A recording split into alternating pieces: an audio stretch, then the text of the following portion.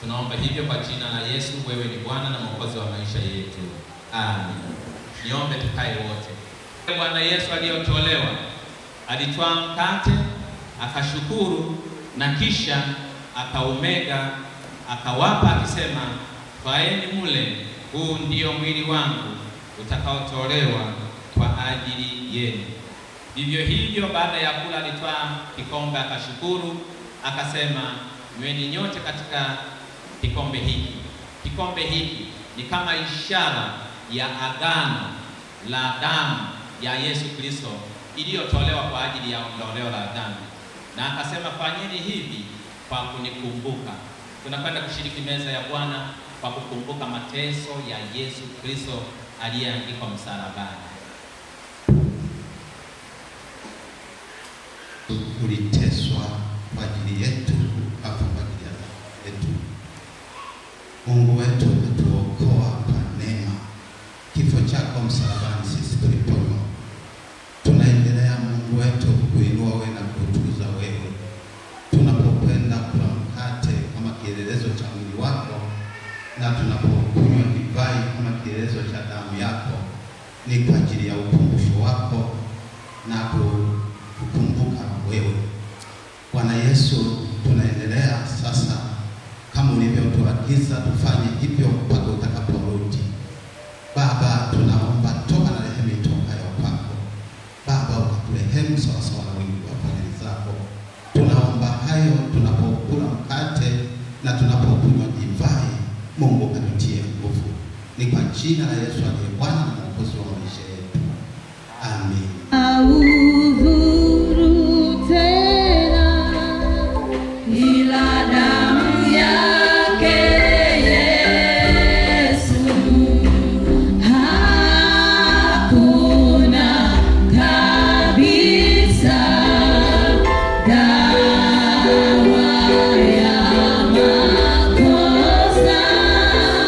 Yeah.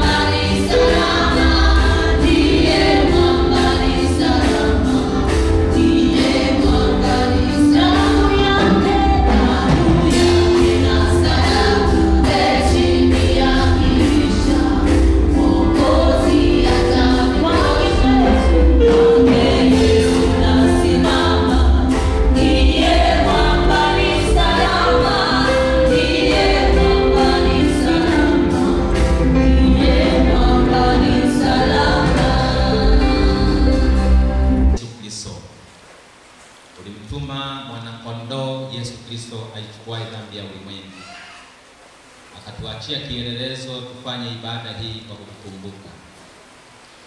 Kupitia ibada hii tunapata msamaha wa dhambi. Kupitia ibada hii tunaimarishwa na kutiwa nguvu.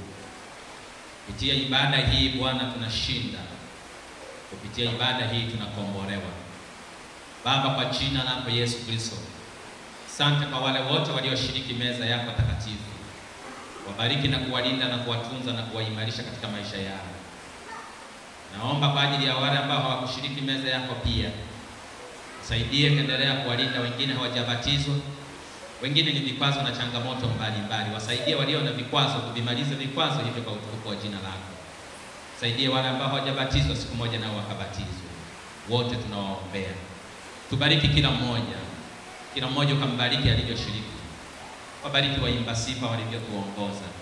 Tubariki sote, wabariki wazee wa kanisa wote waliohusika. Bariki kila mmoja aliyeshiriki meza yako takatifu. Tunaomba hivyo kwa jina la Yesu. Wewe ni Bwana na Mwokozi wa maisha yetu. Amina. Bwana Yesu apewe sifa.